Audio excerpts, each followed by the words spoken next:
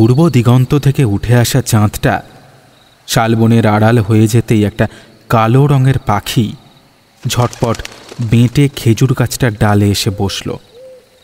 একটা শেয়াল আমাদের দেখতে দেখতে চওড়া রাস্তাটা পার হয়ে গেল।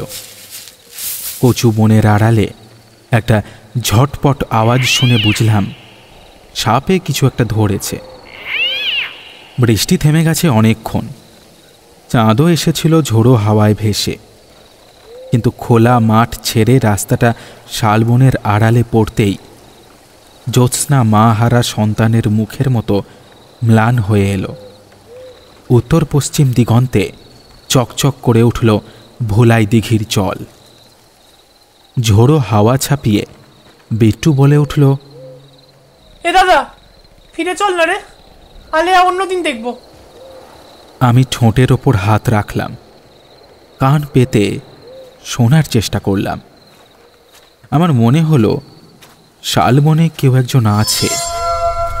বিট্টু ভয়ার্ত গলায় কিছু একটা বলতে গিয়েও থমকে গেল।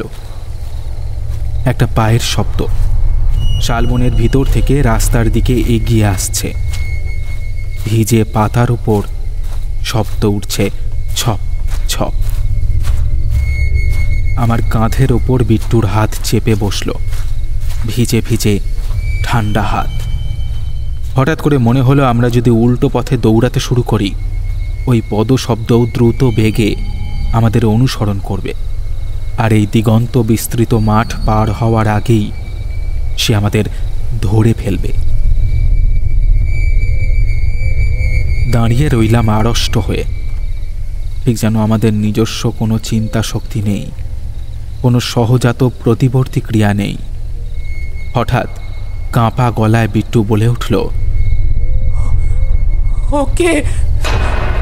বনের প্রান্তে এক দীর্ঘ ছায়াদেহী এসে দাঁড়িয়েছে। ডান হাতে চকচক করে উঠছে একটা লম্বাটে ধাতব ফলক, অন্য হাতে গোল কিছু একটা জিনিস। মনে হয় বস্তুটির গায়ে খোঁচা খোঁচা চুলের মতো কিছু রয়েছে। বিট্টু আমাকে পেছন থেকে জড়িয়ে ধরে শ্বাস বন্ধ হওয়া গলায় বলল, এ দাদা, কার যেন মাথা কেটে নিয়ে এসেছে রে।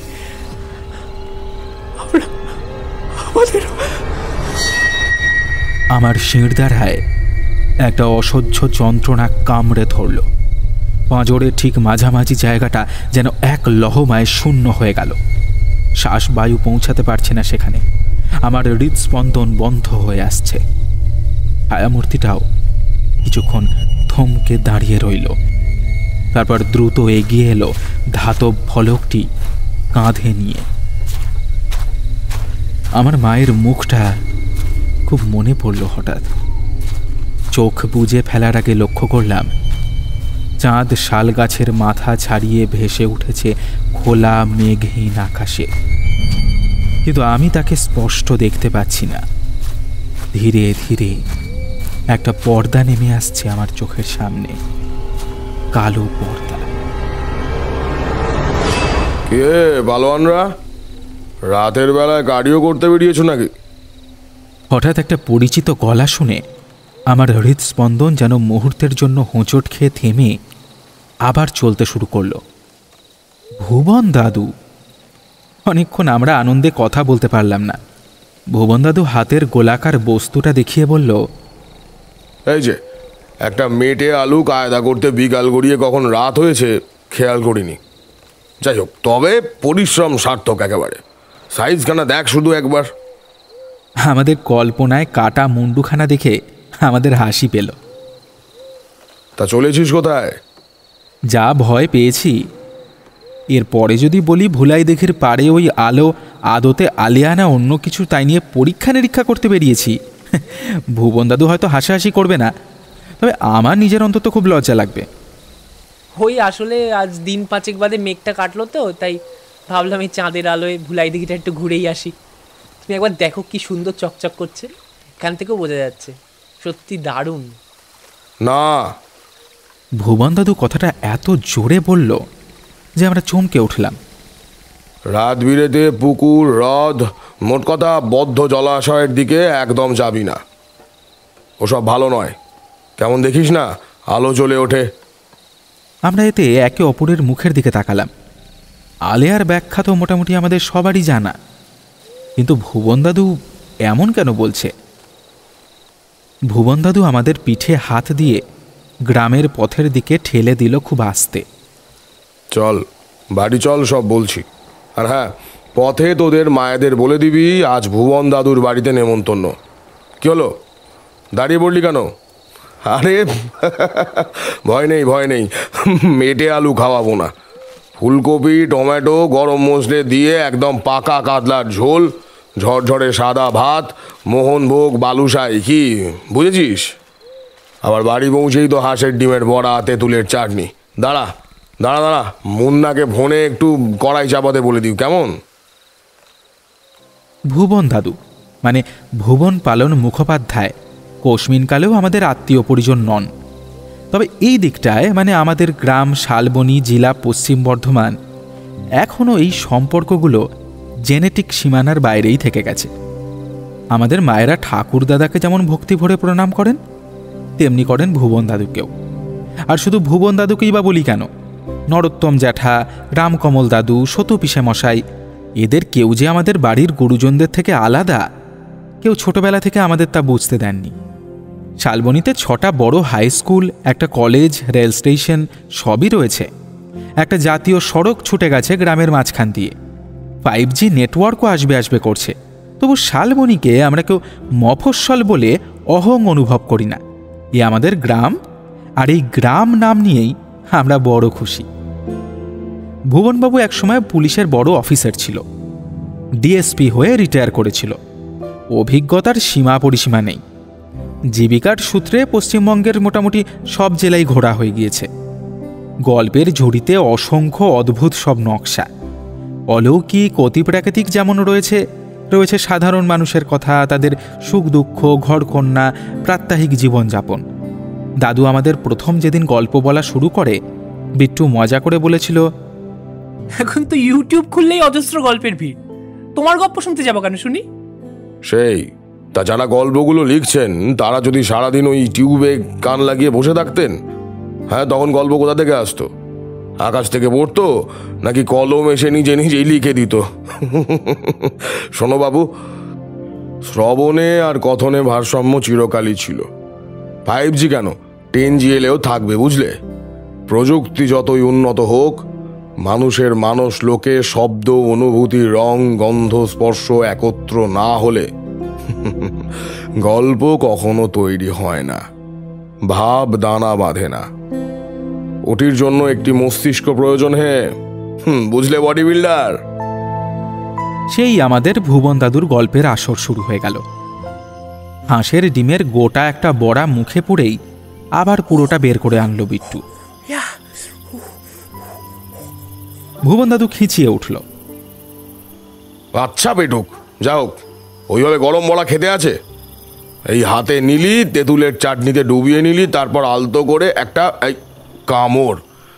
ছেলে বটে একটা। ও, আমি বললাম, দাদু বদ্ধ জলাশয়ে কেন যেতে নেই রাতের বেলায়? ভুবন দাদু মোটা সিগারটা মুখ থেকে হাতে নিয়ে বলল, দেখ ভাই, যত নীতি কথা, নিয়ম কানুন, সাবধানবাণী শুনিস, সেগুলো তো আর ভগবান লিখে দিয়ে যাননি। মানুষই অভিজ্ঞতা দিয়ে নিজের বা পারিপার্শ্বিকের জীবন দেখে বুঝে নিয়েছে। তোদের বরং একটা ঘটনা বলি, বুঝলি? আমি তখন হলদিয়ায়। শোন তাহলে। সালটা 2000। হলদিয়া বেশ উন্নত টাউনশিপ, জানিসই তো তোরা। কোলাঘাট হলদিয়া সড়কের একেবারে লাগোয়া পুলিশ স্টেশন। অদ্ভুত সুন্দর জায়গা। হলদি নদীর সূর্যাস্ত, বঙ্গোপসাগর একদম কাছেই, ওপারে নয়াচর দ্বীপ। তখন সবে জয়েন করেছি, ওই মাস 2 হয়েছে। হঠাৎ খবর এলো, নিবেদিতা কলোনি চিলড্রেন পার্কের লাগোয়া একটি পুকুরে লাশ পড়েছে। জায়গাটা বেশ শান্তশিষ্ট মনে হয়েছিল। একে কালী পুজোর সকাল, পুজোর তোড়জোড়। পুলিশের ব্যাপার তো জানিসই তোরা, সারা দুনিয়া আনন্দ করবে, আমরা তখন ডিউটি করব বাড়ি থেকে 100 মাইল দূরে। এমন থ্যাঙ্কলেস জব আর দুটি নেই এই ভূভারতে। যাই হোক, ফোর্স নিয়ে পৌঁছালাম।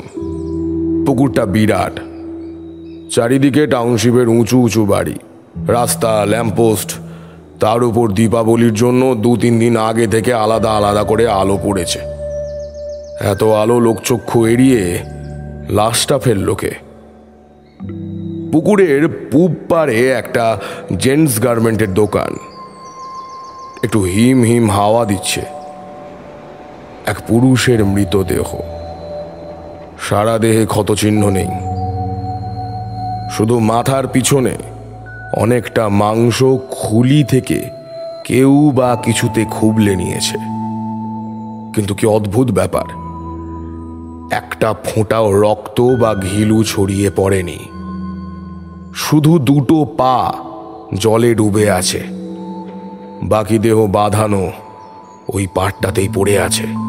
কিন্তু আশ্চর্যের ব্যাপার, দেহটি তার আগা পাঁচতলা ভেজা, জামা কাপড় চুল সব সব সব করছে ভিজে। তখন মৃতদেহের অবস্থান চকমার্ক করে ডোমেদের দিয়ে মৃতদেহটি ভ্যানে তুলিয়ে দিলাম। 2জন কনস্টেবল ছিল আমার সঙ্গে, আনিসুর আর মঙ্গল।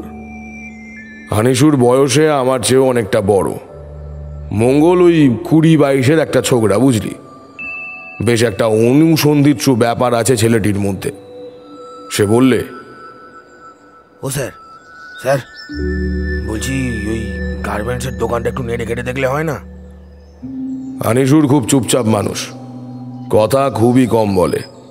একটু ভাঙা গম্ভীর গলায় সে বলল, চাকরি পেয়ে একবার দেখেছিলাম স্যার 75 সালে, এখন আবার দেখলাম হুবহু এক দৃশ্য, ফাটা খুলি আর ভিতরটা ফাঁকা। আর কি আর? সেদিনও কিন্তু কালী পুজো ছিল স্যার। শোনো আনিসুর, তেমন যদি একজন পরিসংখ্যানবিদকে কাজে লাগানো হয়, প্রতিদিন অসংখ্য সমাপতন দেখতে পাওয়া যাবে। একটা কাজ করো, তুমি ওই দোকানের ছেলেটিকে ডেকে নিয়ে এসো, যদি কিছু পাওয়া যায়। মঙ্গল হঠাৎ ফিস করে বলে উঠল, যেতে হবে না স্যার, ওই দেখুন দেখুন, ও নিজেই আসছে। মাঝারি উচ্চতার একটি ছেলে, ওই বয়স 25-এর দিকে। চলার ধরনে অস্বস্তি স্পষ্ট। পুকুরের দিকে বারবার তাকাচ্ছে ভয়ে ভয়ে। আমাদের দেখেই হাঁটার বেগ বাড়িয়ে দিল সে। আমাদের কাছে যখন পৌঁছলো, রীতিমতো হাঁপাচ্ছে সে। আমি তাকে কিছু জিজ্ঞাসা করব কি, তার আগেই সে হাউমাউ করে একগাদা কথা বলে গেল। খুব ভয় পেয়েছে ছেলেটা। আর তার এলোমেলো কথা থেকে যা বুঝলাম, তারও কোনো অর্থ হয় না। ছেলেটির নাম দেবতোষ। ওই দোকানে সে কাজ করে। মালিকের অনেক রকমের ব্যবসা, তিনি ব্যবসার বড় অংশগুলি দেখাশোনা করেন। গত রাতে 10টা পর্যন্ত দেবু প্রচণ্ড ব্যস্ত ছিল। দীপাবলির বেচা কেনা, ক্যাশ গুছিয়ে রাখা, এইসব করতে করতে প্রায় 10:30 বেজে গেছে। সামনের রাস্তাটাও বেশ শুনশান।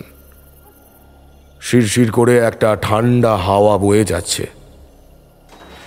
দোকানের শাটার নামাতে নামাতে দেবুর খেয়াল হলো, পুকুরের পশ্চিম প্রান্তের রাস্তার ল্যাম্পপোস্টে যে আলো এতক্ষণ সেদিকটায় ছড়িয়েছিল, হঠাৎ করে কেমন মলিন হয়ে এলো।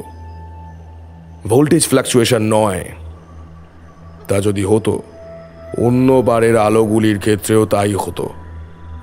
ঠিক যেন একটা কৃত্রিম কুয়াশার চাদর কেউ আলতো করে পুকুরের পশ্চিম পাটটিতেই খুব আস্তে আস্তে ছড়িয়ে দিচ্ছে। কি যেন একটা আড়াল করে রাখতে হবে, কি যেন একটা ঘটনাকে গোপন করতে হবে লোকচক্ষুর সীমানার বাইরে। সবার চোখ সরিয়ে সেটাকে সংঘটিত করতে হবে। হাওয়াটা আরো জোরালো হলো। দেবু তালা দিতে ভুলে গেল।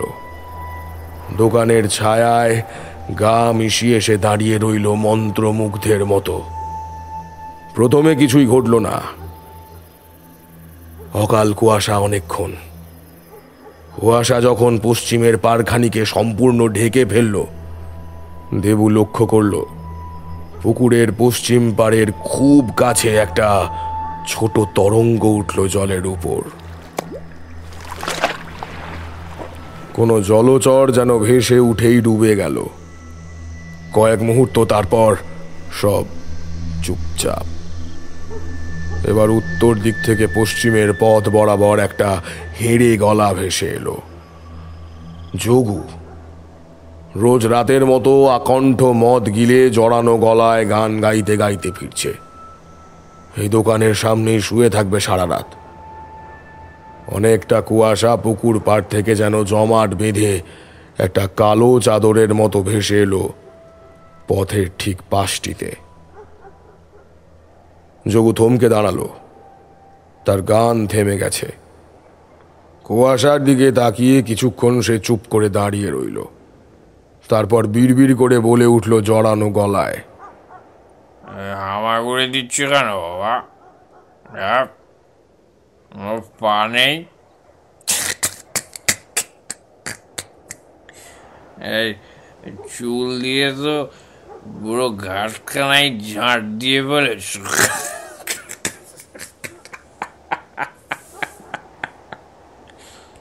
এবার কুয়াশাটা যেন হঠাৎ সোজা হয়ে দাঁড়িয়ে পড়ল যোগুর সামনে।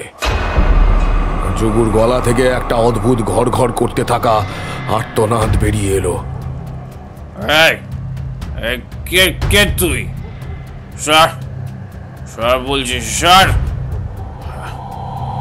কি?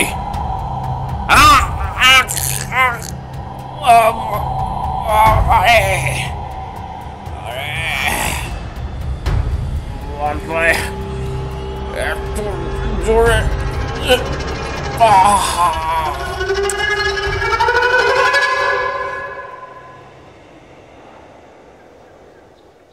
দেবু হাঁপাচ্ছিল। মঙ্গল ওর হাতে একটা জলের বোতল তুলে দিল। ঢক ঢক করে কিছুটা জল খেয়ে সে আবার বলে উঠল, স্যার, এই দক্ষিণ দিয়ে এক ছুটে পালিয়ে বড় রাস্তায় উঠেছি। দোকান ঘরে তালা পর্যন্ত দিইনি। আজ না হয় দেওয়ালের ছুটি নিলাম, কাল পরশু কী করব? সন্ধে হলেই তো বুক কাঁপব। দোকান ছাড়লে কাজ পাবো কোথায় এ বাজারে? আমি তো ভেবে বসে আছি বেটা এক নম্বরের নেশাখোর বা অন্য কোনো মতলবে আছে। হতেই পারে সেও এই অপরাধের সঙ্গেই যুক্ত। কিন্তু সাক্ষ্য প্রমাণের অভাবে তেমন কিছু তো আর কারোর উপর দেখিয়ে দেওয়া যায় না, তাই না? তাছাড়াও আমার কাজ তো আর বিচার করা নয়, অনুসন্ধান করা। গম্ভীর গলায় বলতে যাব যে পথের রোজ রাতে দুজন কনস্টেবল রাখা হবে, চিন্তা নেই। কিন্তু তার আগেই আনিসুর বলে উঠল দীর্ঘশ্বাস ফেলে, দোকান ছেড়ে দাও। সামনের পূর্ণিমা পর্যন্ত যা হোক একটা অজুহাত দিয়ে পালাও। এ লোকটা কুসংস্কারের ডিপো একখানা। একটু বিরক্ত স্বরে বললাম, আনিসুর, ও যা যা বলছে একটা নোট নিয়ে নাও। মঙ্গল, তুই আশেপাশের বাড়িগুলোতে একটা রুটিন করে জিজ্ঞাসাবাদ কর। জোর করে কিছু জানতে চাস না, জাস্ট একটা রুটিন ইনভেস্টিগেশন। আমার মনে দুটো খটকা। এক, মাথা ওইভাবে ঘিলু পর্যন্ত খোঁদল হয়ে আছে, কিন্তু রক্ত বা ঘিলু এক বিন্দুও ছিটিয়ে পড়েনি। আর দুই, শুধু পা দুটোই জলে ডুবিয়ে দেওয়া হলো কেন? পুরো দেহটা নয় কেন? অনায়াসে 2-3 দিন লুকিয়ে রাখা যেত ঘটনাটা, যদি মৃতদেহটিকে জলে ডুবিয়ে দেওয়া যেত। এক রাশ উত্তরহীন প্রশ্ন নিয়ে থানায় ফিরলাম সেদিন। বেলা তখন ওই 1টা বাজে। চতুর্দিকে মাইক্রোফোনের শব্দে কান পাতা দায়। আমার হঠাৎ বেওয়ারিশ যোগু মাতালের জন্য খুব মন খারাপ করে উঠল। আহা, আজ কালী মায়ের পুজো। লোকটা হয়তো কত আনন্দ করত, গান গাইতো। একটা চালচুলোহীন মাতালকে কে এমন নৃশংসভাবে মেরে ফেললো? কেন মেরে ফেললো? চুপচাপ বসে আছি তখন আমার টেবিলে। থানার বাইরে একটা শিউলি ফুল গাছে তখন নিজের শেষ রসটুকু নিংড়ে ফুল ফুটিয়ে চলেছে। বিকেলের হাওয়ায় হিম হিম একটা ভাব। থেকে থেকে কাঁপুনি দিয়ে উঠছে সারা দেহ। একটু দূরেই পাকা সড়ক ছুটে গেছে একটা বড় সৃষ্টি গাছের ছায়া দিয়ে। একটু পরেই ঘরে ঘরে জ্বলে উঠবে দীপমালা, আনন্দ সঙ্গীতে ভরে উঠবে নগরীর সকল প্রান্ত। শুধু সেই হতভাগ্যের দেহ ঠান্ডা লাশ ঘরে পড়ে থাকবে কাটা ছেঁড়ার অপেক্ষায়। আমার মনটা হঠাৎ শক্ত হয়ে উঠল, জ্বলে উঠল দু চোখ। নিজেকেই মনে মনে বলে উঠলাম, যেই হোক সে একজন নৃশংস হত্যাকারী, তার চরমতম শাস্তির ব্যবস্থা আমিই করবই। তখন সন্ধ্যা 7টায় আমার শিফট শেষ হলো।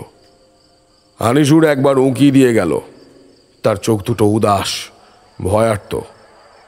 বাইরে এসে দেখি একটা গাড়ির আড়ালে সে দাঁড়িয়ে আছে, চোখের দৃষ্টিটা উদাস। এই জায়গাটা একটু অন্ধকার, পাঁচিলের ওপাশে চলমান যানবাহন, লোকজনের ভিড়। মহাশক্তির দর্শনে চলেছে মানুষ। আমাকে দেখে আনিসুর গলা খাঁকারি দিয়ে গলাটা পরিষ্কার করে নিল, কিন্তু তারপরও গলাটা ভাঙাই হয়ে রইল। স্যার, দিন কুড়ির ছুটির একটা আর্জি করব ডিপার্টমেন্টে। আপনার একটা সুপারিশ লাগবে।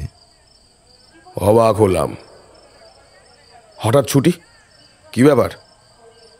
মাটির দিকে তাকিয়ে সে উত্তর দিল, মায়ের শরীরটা আসলে একটু খারাপ, আজই ফোন এসেছে। কই, তখন বললে না তো কিছু? এই মানে একটু আগেই ফোন পেলাম আর কি। হঠাৎ শ্বাসকষ্ট শুরু হয়েছে আর গায়ে মাথায় অসহ্য ব্যথা। আনিসুরের সুরে অনেকটা দ্বিধা, অনেকটা মেকি উদ্বেগের প্রচেষ্টা। একটু গম্ভীর হয়ে বললাম, বাড়ি থেকে এনে মায়ের প্রেসক্রিপশনের ফটোকপি সাবমিট করে দাও, তারপর দেখছি কি করা যায়। আনিসুর অগ্নিচক্ষুতে আমার দিকে তাকালো। আমি বিস্মিত হলাম, তার এই রূপ আমি আগে কোনোদিন দেখিনি। কিছুক্ষণ আমিও তার চোখের দিকে স্থির দৃষ্টিতে তাকিয়ে রইলাম। আস্তে, খুব আস্তে তার চোখের দৃষ্টি নরম হয়ে এলো।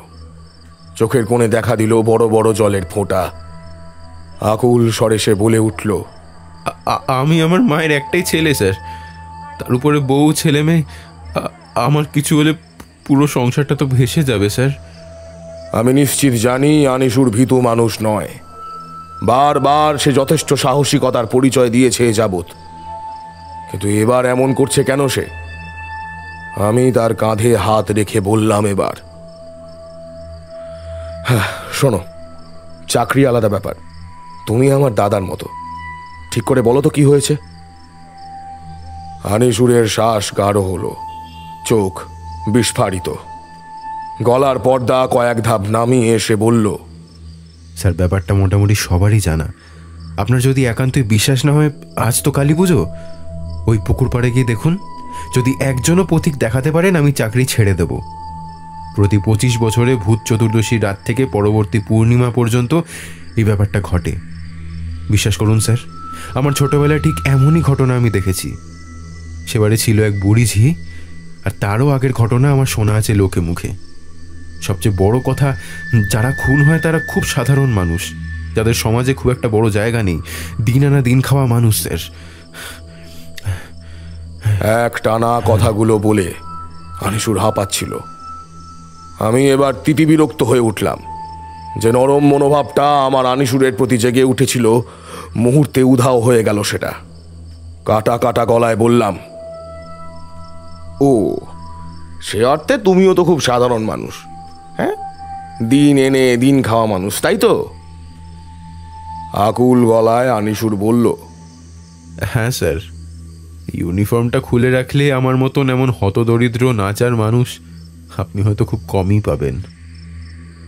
আমি তখন নিষ্ঠুর হয়েই বললাম এক প্রকার, শোনো, তোমার আজ ওই পুকুরের তীরে হোল নাইট ডিউটি, যাও, 8টায় আমাকে রিপোর্ট করবে গিয়ে।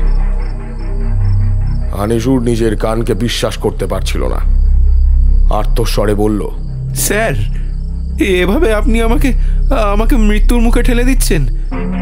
হ্যাঁ দিচ্ছি। অতই যখন মৃত্যু ভয় তোমার পুলিশে এসেছো কেন? খাকি পড়ার অতই যখন শখ, তাহলে পোস্ট অফিসে অ্যাপ্লাই করলে না কেন? আনিসুর পুলিশ ভ্যানটার গায়ে পিঠ ঠেকিয়ে আস্তে আস্তে চোখ বুজে ফেলল। চোখ দিয়ে গড়িয়ে পড়ল নোনা জল। আমি কোয়ার্টারের উদ্দেশ্যে রওনা দিলাম হন হন করে। পিছন থেকে ক্ষীণ কণ্ঠস্বর ভেসে এলো, স্যার স্যার স্যার আরেকবার যদি ভেবে দেখতেন একবার, প্লিজ স্যার। পিছনে না তাকিয়েই কড়া গলায় বললাম, রাত 8টায় রিপোর্ট। পুলিশ ভ্যানের গায়ে একটা প্রবল আঘাত আছড়ে পড়ার শব্দ ভেসে এলো। না না, এটা মানতে পারলাম না। তোমার মতো মানুষ এরকম কিছুতেই হতে পারে না। নিশ্চয়ই তোমার অন্য কোনো স্ট্র্যাটেজি ছিল। ভুবন দাদু টিপয়ের ওপর রাখা ফুলদানির পাশ থেকে চায়ের কাপটা তুলে নিল হাতে। কড়া চুরুটের গন্ধে ঘরটা ভারাক্রান্ত হয়ে আছে তখনও। সন্ধ্যাবেলায় যে হাওয়াটা শালবনের মাথায় চাঁদ ভাসিয়ে জেগে উঠেছিল, সেটা আরও যেন জোরালো হয়েছে। জোলো হাওয়া ভুবন দাদুর মাথার পিছনের জানলাটি দিয়ে বয়ে আসছে। টলটল করছে চাঁদ, যেন একখানি চন্দন বিন্দু আঁকা হয়েছে রাত্রির ক্যানভাসে। চায়ে বড় সড়ো দুটো চুমুক দিয়ে ভুবন দাদু বলল, তা ছিল বটে, ধরেছিস ঠিক একদম, করলামও তাই। তখন পশ্চিমবঙ্গ পুলিশকে সবে এলইডি টর্চ দেওয়া হয়েছে। তেমন একখানি টর্চ কোমরে গুঁজে নিলাম। আমাদের সার্ভিস রিভলভারের বাইরেও কোনো কোনো সময়ে ব্যাকআপ কিছু অ্যামিউনিশন রাখতে হয়, জানিস তো। ব্যাপারটা বেআইনি জানি, তবে সরকার বাহাদুর যে হাতে গোনা গুলি আমাদের দিয়ে থাকেন, তাতে অনেক সময় কাজ হয় না। প্রাণটা তো বাঁচাতে হবে, তাই কম বেশি সবাইকেই তেমন ব্যবস্থা করে রাখতে হয়। আত্মরক্ষার চেয়ে বড় নীতি বা আইন কিছু আছে বলে আমার মনে হয় না। যাই হোক, মূল কথায় ফিরি। একটা টর্চ, একটা আর্সেনাল M02, একদম খাঁটি বেলগেরিয়ান জিনিস, সবে এসেছে বাজারে, বুঝলি। কোমরে গুঁজে নিয়ে রাত ঠিক 9টা নাগাদ কোয়ার্টার থেকে রওনা দিলাম জলাশয়টির উদ্দেশ্যে। দীপাবলির রাত, বুঝতেই পারছিস, চারিদিকে আলোর রোশনাই, মানুষের ভিড়। তার মধ্যে সিওপি ভুবন পালন মুখোপাধ্যায় অফ ডিউটি কোথায় যাচ্ছেন তাকে খেয়াল রাখবে। আগেই তো বলেছি তোদের যে থানার সামনেই হলদিয়া কোলাঘাট রোড। সেটি পার করে একটা অপেক্ষাকৃত সরু রাস্তা ধরে মিনিট 2 হাঁটলেই বাঁদিকে চিলড্রেন্স পার্ক। সেটিকে বাঁয়ে রেখে এগিয়ে গেলেই সেই পুকুরের তীর। বড় রাস্তা পার হয়ে যে সরু পথ, তাতেও অজস্র লোক, হাসির বন্যা, কোলাহল। পার্ককে বাঁদিকে রেখে পুকুরের পথে ঢুকতেই এক রাশ নৈশব্দ ঝাঁপিয়ে পড়ল আমার উপর। এই পথে একটাও মানুষ নেই। অবস্থাটা আর একবার ভেবে দেখ। আমার ঠিক পেছনেই বয়ে চলেছে জনসমুদ্র আর তার জীবনের রলরলিত তরঙ্গ, আর সামনে প্রতি পদক্ষেপে এগিয়ে আসছে নিস্তব্ধ জীবনবিহীন এক নিস্পন্দ নগরী। মানুষ তো দূরের কথা, একটা কুকুর বিড়াল অবধি নেই এই পথে। পার্কের গাছগুলো এমন নিঃশব্দে দাঁড়িয়ে আছে যেন তারা লুকিয়ে আছে, আর তারা যেন জানান দিতে চায় না যে তারা সেখানে আছে।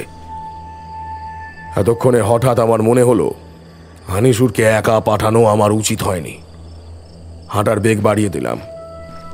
দূর থেকে পুকুরের দক্ষিণ প্রান্তের চকচকে জল চোখে পড়ল। পশ্চিম প্রান্ত এখনো সামনের দোতলা বাড়িটার তেরচা পূব দেওয়ালের আড়ালে। দেওয়ালের পাশ ঘেঁষে এগিয়ে যেতেই আমার চোখের সামনে পুকুরের কুয়াশা ঢাকা পশ্চিম পাড় জেগে উঠল। বাতিগুলো এমন নিষ্প্রভ হয়ে এসেছে যেন এখনই নিভে যাবে। যত দূর চোখ চলে আনিসুর কোথাও নেই। পকেট থেকে আগ্নেয়াস্ত্রটা বার করলাম। সেফটি ক্যাশটা সরিয়ে ডান হাতে সেটাকে সামনের দিকে বাগিয়ে ধরলাম, আর বাঁ হাতে রইল টর্চ। জোর গলায় আনিসুরের নাম ধরে ডাকতে গিয়ে বুঝলাম আমার গলা বুঝে এসেছে। একটা অস্পষ্ট শব্দ শুনে ডান দিকের বাড়ির প্রায়ান্ধকার প্রাচীরের দিকে যখন চোখটা পড়ল, বুকের ভিতরটা এক মুহূর্তে দুলে উঠল। ছেঁড়া ছেঁড়া কুয়াশার ভিতরে দুটো জলজলে সবুজ চোখ স্বয়ংক্রিয়ভাবে ডান হাতটা সেদিকে ঘুরে গেল। বাঁ হাতের টর্চের জোরালো সাদা আলো আছড়ে পড়ল প্রাচীরের উপরে। একটা বেড়াল, মিশমিশে কালো বেড়াল। সাদা আলো চোখে পড়তেই বিরক্ত হয়ে সেটা প্রাচীরের থেকে নেমে গেল। আমি কপালের ঘাম মুছতে মুছতে টের পেলাম বুকটা এখনো খুব জোরে জোরে ওঠানামা করছে। পিস্তলটা কোমরে গুঁজে একটা স্বস্তির দীর্ঘশ্বাস ফেলতে গিয়েই থমকে দাঁড়ালাম।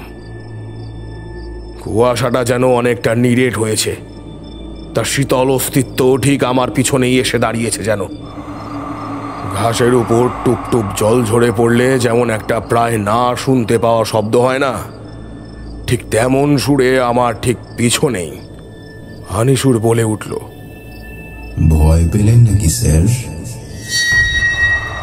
কানের একদম পাশে শুনতে পেলাম। গা শিরশির করছে আমার, মাথা ছুঁয়ে যাচ্ছে ঠান্ডা কুয়াশা, অথচ কপালে ঘাম। হানিসুরকে দেখে একটু ভরসা পাওয়ার চেষ্টা করলাম, কিন্তু মনের গভীরে যে উৎস থেকে সাহস নামক অনুভবটা বেরিয়ে আসে, সে উৎসটা মনে হলো আমার বুক থেকে ছিঁড়ে নেওয়া হয়েছে। কাঁপা কাঁপা গলায় বললাম, তুমি কখন এসেছো? আবার ঝকঝকে সাদা দাঁত বার করে নিঃশব্দে হাসলো কুয়াশা মাখা হানিসুর। চলে যান স্যার, আপনারা বড় মানুষ, এখানে খুব কুয়াশা আর হিম, আপনার ঠান্ডা লেগে যেতে পারে। আমি আছি তো, অপেক্ষায় আছি, দেখি কাউকে পাই কি না। হ্যাঁ চলো হানিসুর, চলো, আজ আর এখানে কাউকে প্রয়োজন নেই। দরকার আছে, সারা রাত দরকার আছে। চলে যাও এখান থেকে, এক্ষুনি এখান থেকে চলে যাও। এরপর সব নিয়ম এদিক ওদিক হয়ে যাওয়ার আগে শিগগিরই চলে যাও। আমি কি ভুল দেখছি? হানিসুরের শরীরটা একটু যেন ঝুঁকে পড়েছে আমার সামনে, হাত দুটো প্রায় ছুঁয়ে ফেলেছে মাটি। মুখ থেকে একটা অস্পষ্ট ঘর ঘর শব্দ বেরিয়ে আসছে, আর কুয়াশার একটা আবরণ তার মাথার ওপর এমন করে উঁচিয়ে উঠছে যেন একটা কালো কাপড়ের ঘোমটা আস্তে আস্তে হানিসুরের মুখের উপর ঘোমটা পরিয়ে দিচ্ছে। আমি আর দাঁড়াতে পারলাম না। অসম্ভব ঠান্ডা সে কুয়াশা আমার বুকের ওপর এমন করে চেপে বসেছে যেন ফুসফুসটা এখনই ছিঁড়ে টুকরো টুকরো হয়ে ছড়িয়ে পড়বে চারিদিকে। এক পা, দু পা পিছু হটতে হটতে আমি কখন যেন পার্কের দক্ষিণ প্রান্তে চলে এলাম। বাড়িটার প্রাচীরের আড়ালে চলে গেল পুকুরের পশ্চিমের কুয়াশা ঢাকা ঘাট। বড় রাস্তার কোলাহল আমার কানে ঢুকছিল না। চোখের সামনে দীপাবলির সমস্ত আলোক প্রভা ঝাপসা, যেন আমার চোখের সামনে কেউ একটা জলে ভেজা পর্দা বুলিয়ে দিয়েছে। কোয়ার্টারের বাইরের গেট খুলে নুড়ি ঢাকা পথ বেয়ে এগিয়ে যাচ্ছি ঘরের দিকে, প্রায় বেহুশ হয়ে। বারান্দার হলদেটে আলোর ছায়াবৃত্তে একটি মূর্তি এসে দাঁড়ালো। স্যার, আমি ঠিক করলাম, আমি রেজিগনেশন দিয়েই বাড়ি যাব। হানিসুর! আমার চতুর্দিকের পৃথিবীটা একবার প্রচণ্ড বেগে দুলে উঠেই আবার যেন স্থির হয়ে গেল। দেওয়ালে ভর দিয়ে কোনো ক্রমে দাঁড়ালাম। নাক থেকে কয়েক ফোঁটা গরম জলীয় পদার্থ গড়িয়ে পড়ল। হানিসুরের গলা যেন অনেক দূর থেকে ভেসে আসছে তখন। আধ ঘন্টার উপর আপনাকে খুঁজেই চলেছি স্যার, কোথায় গিয়ে শরীর খারাপ বাঁধিয়ে আনলেন? হ্যাঁ, কি জ্বালা! দাঁড়ান, আমি মঙ্গলকে একবার ডাকি। দাঁড়াতে পারবেন স্যার? ও স্যার, স্যার! একটা কাগজ ছেঁড়ার শব্দে আমার সম্বিত ফিরল। হানিসুর বিড় করছে বিরক্ত গলায়, আর তার হাতে ধরা একটা কাগজকে ছিঁড়ে ফেলেছে কুটি কুটি করে। আমাকে সোজা হয়ে দাঁড়াতে দেখে সে এগিয়ে এলো দ্রুত। একটু সুস্থ বোধ করছেন স্যার? আপনাকে পই পই করে বললাম ওদিকটা যাবেন না স্যার, ওদিকটা যাবেন না। এসব রোজকার ঘটনা নয়। শিক্ষিত মানুষ, আপনি কি আর শুনবেন এসব? এখন বুঝুন ঠেলা।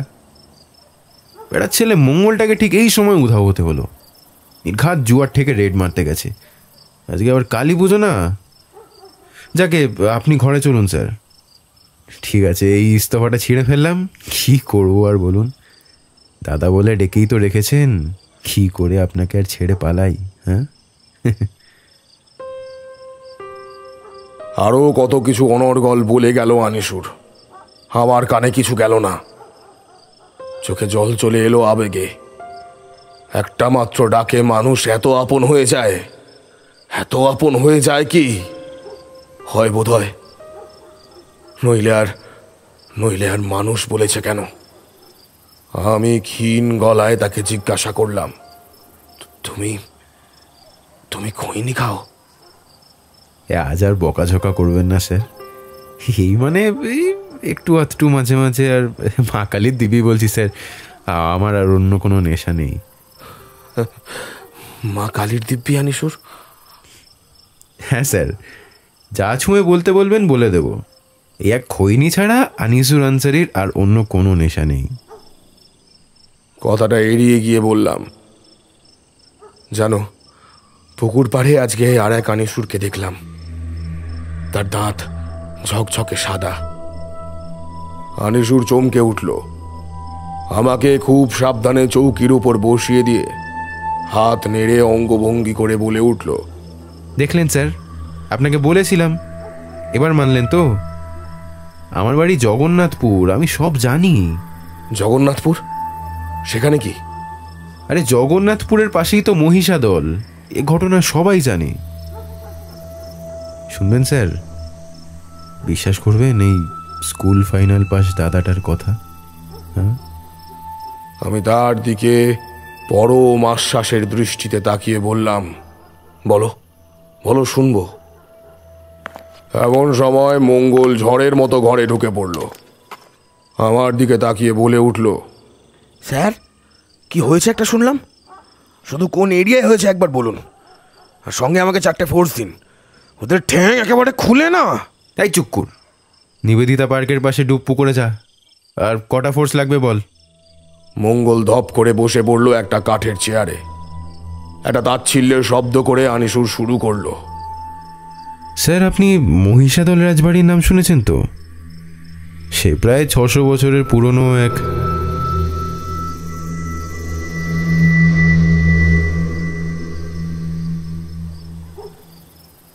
ভুবন দাদু আমাদের দিকে তাকিয়ে বলল, সে এক আশ্চর্য ঘটনা রে। ইতিহাস, ভক্তি, অশিক্ষা, কুসংস্কার, নবজাগরণ মিলিয়ে কালের প্রস্তরে খোদিত এক অসামান্য লিপি। আনিসুর শুধু ঘটনা কানি আমাকে বলেছিল, আমি সমকালীন ইতিহাস, সংস্কৃতি, বিশ্বাস, অবিশ্বাস মিলিয়ে তোদের বলছি। ব্যাপারখানি বুঝতে সুবিধা হবে। আমরা নিঃশব্দে ঘাড় নাড়লাম। এদিকে তখনও কালী পুজো প্রচলিত হয়নি। গর্গ পরিবার রাজস্থান থেকে এসে সবে একটু একটু করে জমিদারি গড়ে তুলেছেন বন জঙ্গল কেটে। তার কারণও ছিল অবশ্য। দক্ষিণে হলদি নদী, পূর্বে রূপনারায়ণ, আর এত কাছে সমুদ্র। সে সময়ে স্থলপথের চেয়ে জলপথেই বেশি চলাফেরা হতো। চৈতন্যদেব তখন অমৃতলোকে প্রস্থান করেছেন বটে, কিন্তু বৈষ্ণব সংস্কৃতি সমগ্র বাংলায় ছড়িয়ে পড়ছে বাতাসের মতো, নিঃশ্বাসের মতো। বৈষ্ণব আন্দোলনের প্রভাবে গত কয়েক শতাব্দীর জমে থাকা কুসংস্কার, ধর্মাচরণের নামে পাপাচারের পাঁক অনেকটাই সরে গেছে। তখন যেটুকু বাকি আছে তা লোকচক্ষুর আড়ালে খুব গোপনে অনুষ্ঠিত হয়। বৈষ্ণব আন্দোলনের আগে যে তন্ত্র নির্ভর আচার অনুষ্ঠান প্রকাশ্যে আচরণ করা হতো, তা এই সময়ে মলিন হয়ে এসেছে দিনান্তের সূর্যালোকের মতোই। একটা ব্যাপার কি জানিস তো ভাই, কুসংস্কার বা কুপ্রথা যখন ভয়, তা সে অমূলক হোক বা প্রকৃত, যদি একবার মিশে যেতে পারে, তার মতো ভয়ঙ্কর পরিস্থিতি আর হয় না। তন্ত্রাচারের নামে পঞ্চদশ শতকে যে যথেচ্ছাচার সে যুগে হয়েছে, তার তুল্য কদাকার বোধ করি বঙ্গভূমির ইতিহাসে বোধ হয় আর হয় না। অসংখ্য উপদেবতা, উপদেবী আর তাদের বিভৎস পূজা পদ্ধতি, নরবলি, মদ্যপান, যথেচ্ছ যৌনাচার। সাধারণ গৃহী মানুষ এ সকল তন্ত্রাচারীদের ভয় পেত, আর ভয় থেকে উৎপন্ন হয় আত্মরক্ষা তথা মরিয়া হয়ে ওঠার প্রবণতা। কত রক্তাম্বর পরিহিত নিরীহ সাধক জনরোষের কবলে প্রাণ হারিয়েছেন। নরবলি বা সব সাধক সন্দেহে তার লেখাজোখা নেই কোথাও। মানুষই বা কি করবে বলো? আজ এর শিশু সন্তান চুরি হলো তো কিছুদিন পর তার রক্তমাখা জামা কাপড় বা মুন্ডহীন দেহ মিলল নাম না জানা অপদেবীর মূর্তির সামনে। আবার কাল হয়তো হারিয়ে গেল কারোর যুবতী গৃহবধূ। মানুষ ধৈর্য সঙ্গমের শেষ সীমায়। ভক্তি আন্দোলন তাদের প্রাণে জীবন সঞ্চার করেছিল, জাগিয়ে তুলেছিল সাহস। এমনই এক চরমতম সময়ে মহিষাদল সংলগ্ন একটি ছোট জনপদে ঘটে গেল এক মর্মান্তিক ঘটনা। রাজবাড়ি সংলগ্ন বনে অনেক গভীরে একখানি প্রাচীন মন্দির ছিল। দেবী মূর্তি ছিল। ইনি ব্যাঘ্রচর্ম ও বৃক্ষপত্র পরিহিতা, যৌবন রূপিণী, বজ্রকুণ্ডল ধারিণী এবং পদতলে অগণিত রোগ ও মারি পদদলিত করে চলেন। সে মূর্তি অতি ভয়ঙ্কর। রাত্রিকালে তো বটেই, দিনের বেলাতেও সাধারণ মানুষ সে মূর্তি ও মন্দির এড়িয়ে চলত। তাদের বিশ্বাস ছিল সে দেবীর পূজা পদ্ধতি অতি ভয়ঙ্কর ও নরবলি এবং অন্যান্য আসরিক ক্রিয়াকলাপের মাধ্যমে সে পূজা সম্পন্ন হয়। ব্যাপারটা ভালো করে বুঝে নে ভাই, বুঝলি? দেবীর বর্ণনা শুনিয়ে যা মনে হয় তিনি বজ্রযান মতের পর্ণশবরী দেবী। অন্যদিকে রাজস্থান থেকে আগত গর্গরা নিজেদের গর্গমুনির উত্তর পুরুষ কল্পনা করতেন। এই গর্গমুনি গর্গ সংহিতা লিখেছিলেন, যাতে করে কৃষ্ণজ্যেষ্ঠ বলরামকে ভগবান নারায়ণের অষ্টম অবতার রূপে বর্ণনা করা হয়েছে। তাহলে ব্যাপারটা দাঁড়ালো, ব্রাহ্মণ সম্প্রদায়ভুক্ত গর্গরা ছিলেন পরম বৈষ্ণব, আর অন্যদিকে তাদের আবাসস্থলের এত কাছেই বজ্রযানী ভয়ঙ্কর দেবী মূর্তি থাকে, যাকে স্থানীয় লোক অত্যন্ত মানে ও ভয় পায়। এই ব্যাপারটি গর্গদের পছন্দ হলো না। জমিদারি বা রাজত্ব স্থাপন করার জন্য সর্বপ্রথম ও সর্বপ্রধান যা প্রয়োজন তা হলো স্থানীয় মানুষের উপর প্রাধান্য, আর প্রাধান্য কায়েম করার সবচেয়ে সহজ উপায় হলো ভয়। কিন্তু পর্ণশবরী যতদিন বিরাজ করছেন তা সম্ভব নয়। বর্তমানে যেখানে জগন্নাথপুর গ্রাম, আনিসুরের গ্রামের বাড়ি, সেই গ্রামেই এক বৌদ্ধ শ্রমণ বাস করতেন। তখন অবশ্য বৌদ্ধ শ্রমণেরা সকল শ্রদ্ধা সম্মান হারিয়ে ন্যাড়ানেড়ি আখ্যা পেয়েছেন। তবুও সমুদ্র, সেই বৌদ্ধ সন্ন্যাসী, সেই গ্রামে বসবাস করতেন ও আপন মনে দেবী পর্ণশবরীর পুজো করতেন। ভিক্ষে করলে কেউ ফেরাতো না, কারণ ন্যাড়া সন্ন্যাসী তখন সকলের কাছে ভয়ের ব্যাপার ছিল। হঠাৎই একদিন রাজবাড়ির জনাচারেক পাইক সমুদ্রের কুটিরে উপস্থিত হলো। তাদের মধ্যে প্রধান যে ছিল তার বিশাল দেহ, নাম মহাবাহু।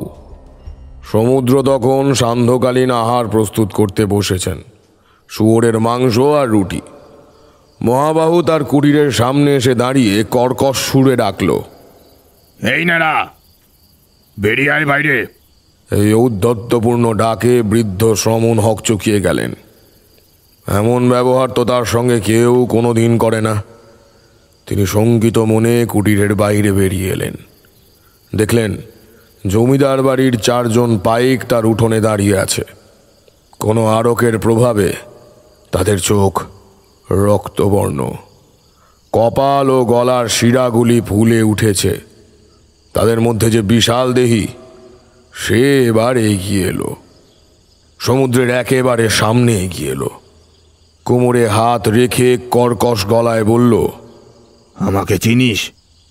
সমুদ্র সত্যিটি বললেন, না চিনি না, কে তুই? বাকি তিনজন পাইক হো হো করে হেসে উঠল এবার। যত সব মহাবাহুর শুধু মুখে মারিতং জগৎ, ইশালা নেড়া অব্দি ওকে চেনে না। সহকর্মীদের তাচ্ছিল্যপূর্ণ সুরে মহাবাহুর প্রকৃতি আরো ভয়ঙ্কর হয়ে উঠল। সে সমুদ্রের গলা তার বিশাল হাতে হঠাৎ করে চেপে ধরে বলল, এই কুত্তার বাচ্চা, তুই নাকি তান্ত্রিক আচার বিচার করিস? এসব চলবে না ভগবান কৃষ্ণের রাজত্বে, বুঝেছিস? সমুদ্রের নিঃশ্বাস বন্ধ হয়ে আসছিল, তবুও তিনি দৃঢ় গলায় বললেন,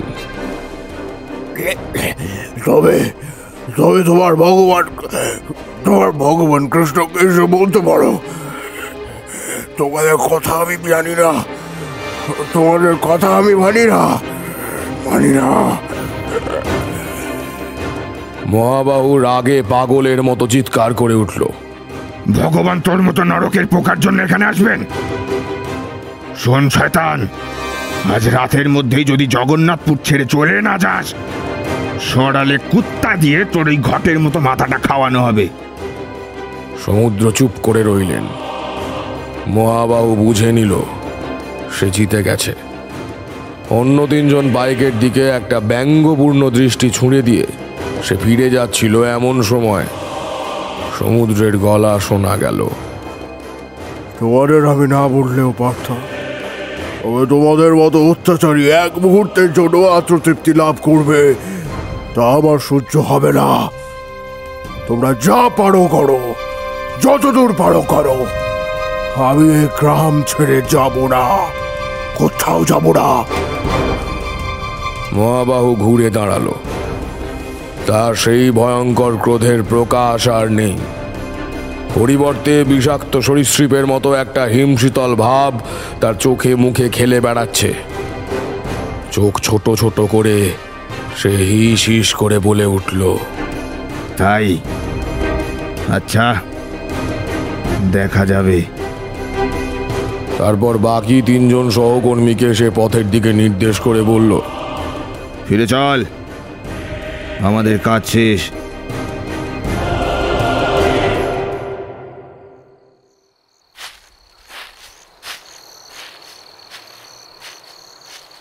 পথ যেখানে গ্রাম ছেড়ে উত্তরে বনের মধ্যে পড়েছে, একটি ঝাঁকড়া ছাতিম গাছ দাঁড়িয়ে আছে জীবন্ত মৃতদেহের মতো। সন্ধ্যা নেমে এসেছে চরাচরে, ঠিক যেন কালো সব বস্ত্রের মতো। গাছের নিচে জমে আছে চাপ চাপ অন্ধকার। গাছটির কাছে পৌঁছতেই মহাবাহু দাঁড়িয়ে পড়ল আর হাতের ইশারায় বাকিদের ডেকে নিয়ে গেল পথ ছেড়ে বনের গাছপালার আড়ালে। অবাক সহকর্মীদের মুখের দিকে তাকিয়ে সে খুব আস্তে আস্তে বলল, মল্লার, তুই আমার সঙ্গে চল। রাঘব আর সনাতন চাঁদ পশ্চিমে হেলে পড়লে আবার জগন্নাথপুরে ফিরে যাবি। একটা ভয়ার্ত গলা শোনা গেল। কিন্তু কেন? ভয়ঙ্কর গলায় মহাবাহু বলে উঠল, যে কোনো একটা বাচ্চাকে ধরে নিয়ে আয়, খুব সাবধান, কেউ যেন না দেখে, টের না পায়, আর কেউ যদি দেখেও ফেলে, সরকিটা গলার এই যে দেখছিস, তোর কণ্ঠার হাড়খানা যেমন উঁচু হয়ে আছে, একদম সেই সোজাসুজি। এক মুহূর্ত চিন্তা করবি না, একদম বিধিয়ে দিবি। আমি আর মল্লার বনের ভিতরে ওই দেবীর মন্দিরে থাকবো। কাজ ছেড়ে তাড়াতাড়ি ফিরবি, কিন্তু দেরি করবি না। সনাতনের ভয়ার্ত গলা শোনা গেল এবার। কিন্তু কেন? দেবী, ওই রাক্ষসী দেবী বলি চেয়েছেন রে। কচি তুলতুলে মাংস, গরম গরম রক্ত। আমরা চলি কেমন? তাড়াতাড়ি আসিস। মহারাজকে খুশি করতে পারলে তোলা তোলা মুঠো মুঠো সোনা পাবি তোরা। আমরা সবাই তখন রাজা। এই মল্লার, চল চল, পুজোর আয়োজন করতে হবে যে।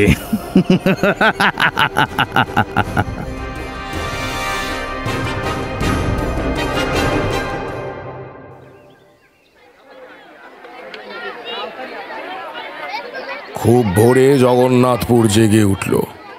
এক বিরাট কোলাহলের মধ্যে দিয়ে তার জাগরণ হলো।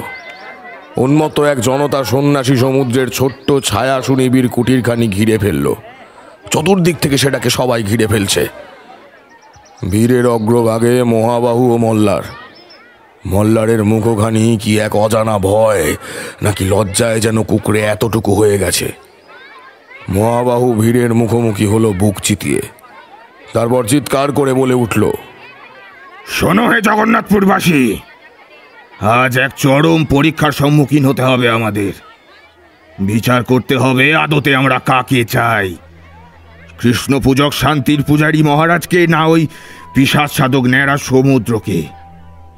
সন্ন্যাসী বেশের আড়ালে যে খুনি রাক্ষস রূপখানি সে এতদিন লুকিয়ে রেখেছিল তার পরিচয় আপনারা ইতিমধ্যে পেয়ে গেছেন। ওই পিশাচ সিদ্ধের পূজ্য রাক্ষসী দেবী মূর্তির সামনে পড়ে আছে আমাদেরই এক হতভাগ্য সন্তানের মুন্ডহীন দেহ। এখনো আমরা ভয়ে কুকড়ে থাকব? শুনতে পাচ্ছি না আমরা সন্তান হারা মায়ের আর্তনাদ? আমরা কি বধির হয়ে গেছি? এতটাই কি অন্ধ হয়ে গেছি যে সন্তানহীন পিতার চোখে জল দেখতে পাচ্ছি না? ভিড়ের মধ্যে একটা গুঞ্জন উঠল।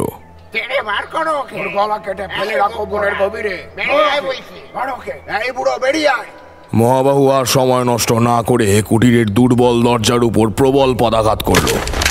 খেজুর পাতা আর কঞ্চি দিয়ে বানানো দরজা, তার ক্ষমতা আর কতটুকু? ভেঙে পড়ল একেবারে মড়মড় করে। একটু পরে দেখা গেল পাগড়ির কাপড়টি সমুদ্রের গলায় পেঁচিয়ে মাটির উপর দিয়ে টানতে টানতে নিয়ে আসছে মহাবাহু।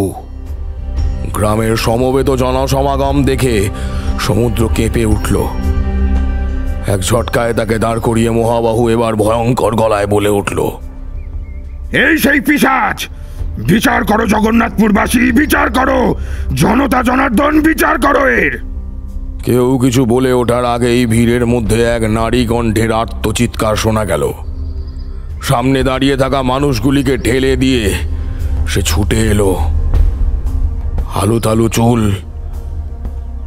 বিশ্বস্ত বসন, লাল টকটকে চোখ। সমুদ্রের গলা টিপে ধরে সে ভয়ঙ্কর ভাবে বলে উঠল, রাক্ষস! তোরই তো চোখের সামনে বড় হয়েছিল রে আমার ছেলেটা। তাকে খুন করতে তোর একটু হাত কাঁপলো না? তুই না সন্ন্যাসী? সমুদ্র হতবাক হয়ে গেলেন বিস্ময়ে। কয়েক মুহূর্ত তার মুখ দিয়ে একটি কথাও বেরোলো না।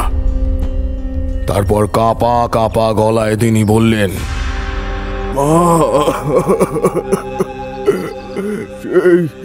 সেই কবে থেকেই তো তোমার গ্রামে রয়েছে মা। আমার সামনেই তুমি আলতা রাখা পায়ে লজ্জারুণ মুখখানি নিয়ে এই গ্রামে এলে বলো?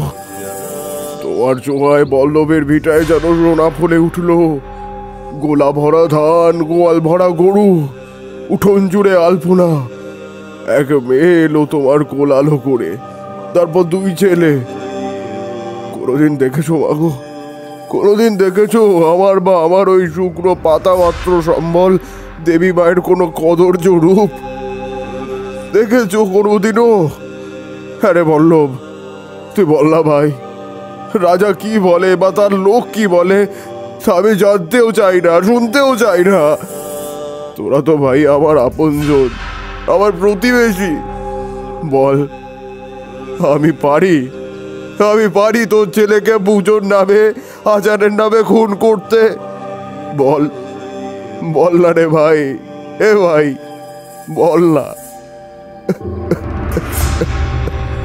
সন্তান হারা মেয়েটি বিহবল চোখে তাকিয়ে রইল সমুদ্রের ক্লিষ্ট মুখখানির দিকে। বল্লভ কি একটা বলতে গিয়েও যেন বলতে পারল না। মহাবাহু দেখল মহাবিপদ। জনগণের রোষ হঠাৎ জ্বলে ওঠা আগুনের মতো। সে জ্বলতে যেমন সময় নেয়নি, নিভতেও সময় নেবে না।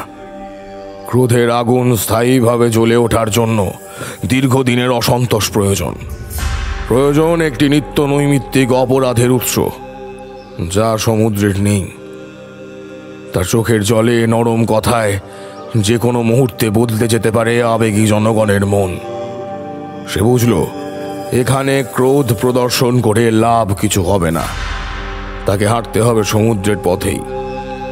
কয়েক মুহূর্ত চুপ করে থেকে সে কাঁপতে কাঁপতে বসে পড়ল মাটির উপর, আর কেঁদে কেঁদে করুণ সুরে বলতে লাগলো, হায় ঈশ্বর, মাধব, দেখে যাও তোমার সন্তানগুলোকে কেমন সম্মোহনের জালে বেঁধে ফেলেছে এই পিশাচ। আজ তার অসীম শক্তি গো প্রভু, আজ তার অসীম শক্তি। আজই তো অমন ফুলের মতো তাজা প্রাণটিকে সে বলি দিয়েছে ওই কাঁচা খাগির পায়ে। হে মুরারি মোহন, রক্ষে করো ঠাকুর, রক্ষে করো ওই দিনজনে। সমুদ্র ক্রোধে উন্মত্ত হয়ে চিৎকার করে উঠলেন, মূঢ়, কাকে কাঁচা খাকি বলছিস? আমার মাকে জানিস সে কে? তোর আমার গ্রাম বাংলার সকল অপশক্তি, ডাকিনী যোগিনী মহামারীকে সে পায়ের নিচে পিষে মারে রে মূর্খ। কলুষ মুক্ত করে মাটিকে, সর্বনাশ হয়ে যাবে। এমন পাপ মুখেও আনিস নে, আর সর্বনাশ হয়ে যাবে। মহাবাহুর চোখে এবার একটা ক্রূর হাসি ফুটে উঠেছে, আবার সঙ্গে সঙ্গে সেই হাসি মিলিয়েও গেল। এবার গলা ফাটিয়ে সে কেঁদে উঠল ছলনার সঙ্গে।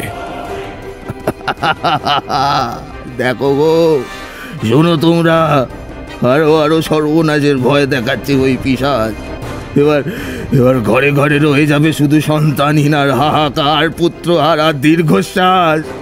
শ্মশান হয়ে যাবে জগন্নাথপুর। হায় ঈশ্বর, রক্ষে করো। ভিড়ের ভিতর থেকে একটি প্রবল উৎসাহী অল্প বয়সী ছেলে ছুটে এসে হাতের লাঠিটি সমুদ্রের মাথায় বসিয়ে দিল সজোরে। অবাক বিস্ময়ে সমুদ্র তার দিকে তাকিয়ে রইল, তারপর পড়ে গেল মাটির উপর। মহাবাহু প্রমাদ গুনল। সন্ন্যাসী হত্যার খবর মহারাজের কানে গেলে তিনি মহাবাহুকে জ্যান্ত পুঁতে ফেলবেন।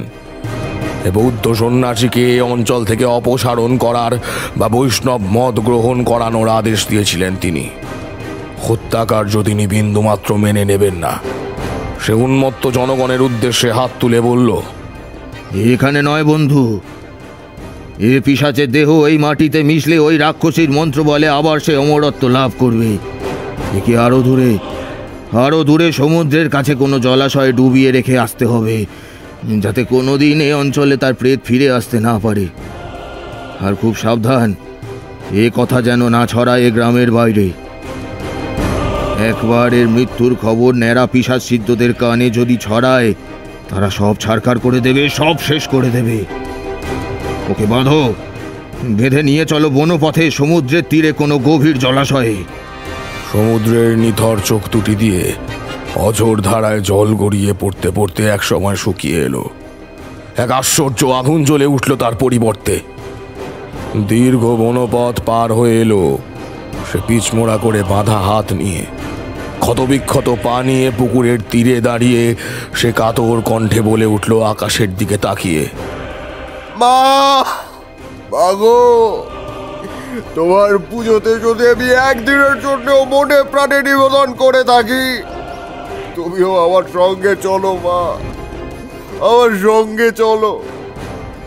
সরিয়ে নাও ওই পা ওই মহা ভয়ঙ্করী ডাকিনী বাণীদের উপর থেকে, মুক্ত করে দাও তাদের। রাজার কর্ম অধিকার করা তা তিনি করেছেন, কিন্তু আমার মতোই যারা সমাজের নিম্নবিত্ত মানুষ, তারাও আমাকে চিনল না, আমাকে সঙ্গ দিল না মা।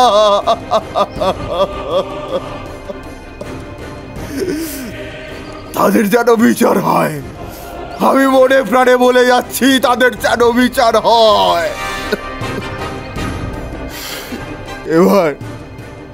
এবার চলো মা, চলো মা, এবার মা গো। সবার বিস্মিত চোখের সামনে পিছনে বাঁধা হাত নিয়ে সে লাফিয়ে পড়ল পুকুরের জলে। কিছুক্ষণ জল আন্দোলিত হলো, তারপর সব শান্ত হয়ে গেল।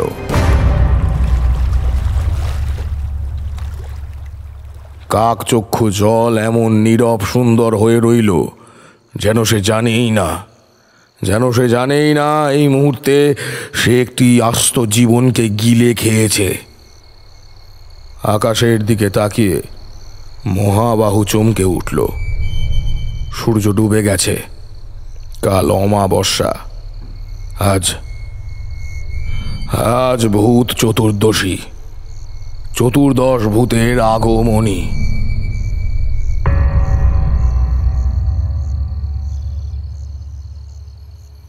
আচ্ছা দাদু, সমুদ্র যেখানে ডুবে গেলেন সেইটাই তো হলদিয়ার ডুব পুকুর, তাই তো? ভুবন দাদু একটা বড় দীর্ঘশ্বাস ফেলে বললেন, হ্যাঁ রে আদিত্য, এই সেই পুকুর। আচ্ছা, এর সমাধান কিছু হলো না? না ভাই, সমাধান আর কি, হয়ে থাকলেও আমার জানা নেই। আমি পরদিন গিয়েছিলাম ডুব পুকুরের পাড়ে, আরও একবার গিয়েছিলাম। সেই জোটবদ্ধ কুয়াশার সামনে হাত জোড় করে শুধু একবার বলেছিলাম, এবার ক্ষমা করে দাও। কত তো হলো, তুমি তো বৌদ্ধ, ক্ষমা পরম ধর্ম তোমার। উত্তর পাইনি সেদিন।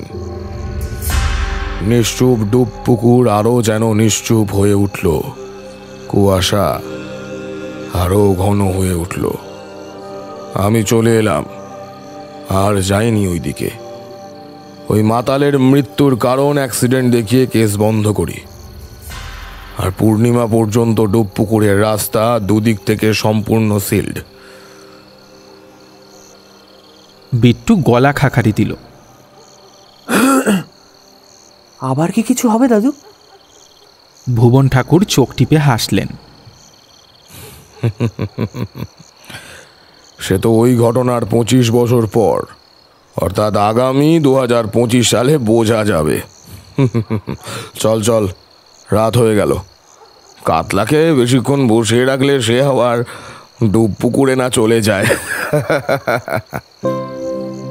ভুবন দাদুর বিরাট জানালার পাশে গাঢ় অন্ধকার, মাঝে মাঝে বিদ্যুৎ ঝলকে ওঠে।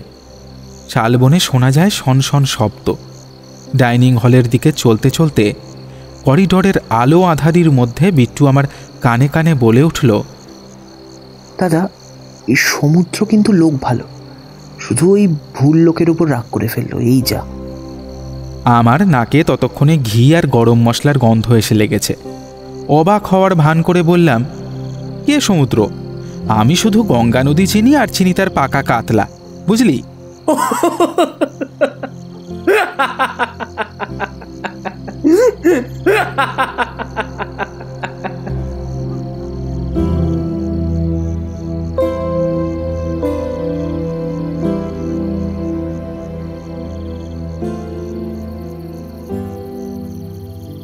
শুনছিলেন ভুবন ঠাকুর সিরিজের প্রথম গল্প রক্তকুহেলি।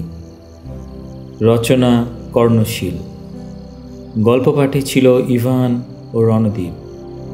অন্যান্য চরিত্রে ছিল সায়নী, অভিষেক, রক্তিম, সমাপন, রণদীপ, অনুভব ও ইভান। শব্দগ্রহণ ও আবহ সৃষ্টিতে ছিল ম্যাক্স। গল্পটির নির্দেশনায় স্মিতা এবং পোস্টারে কভারম্যান অভিব্রত। তাহলে কেমন লাগলো আজকের গল্প? যদি ভালো লেগে থাকে তাহলে অবশ্যই একটা লাইক আর শেয়ার করে দেবেন, আর কমেন্ট করে জানাবেন আমাদের গল্প আপনাদের কেমন লাগলো, আর চ্যানেলটা অবশ্যই সাবস্ক্রাইব করে দেবেন। ও হ্যাঁ, থ্রিলার লাইন 2.0-তে প্রিমিয়ার হতে চলেছে বিভূতিভূষণ বন্দ্যোপাধ্যায়ের এক দুর্দান্ত গল্প। গল্পটির লিঙ্ক আমাদের এই গল্পের ডিসক্রিপশানে দেওয়া থাকবে। ওটা আমাদের নতুন চ্যানেল, সাবস্ক্রাইব করতে ভুলবেন না কিন্তু। তাহলে আজ এই পর্যন্তই। সবাই সতর্কবিধি মেনে বাড়িতে থাকুন আর সুস্থ থাকুন।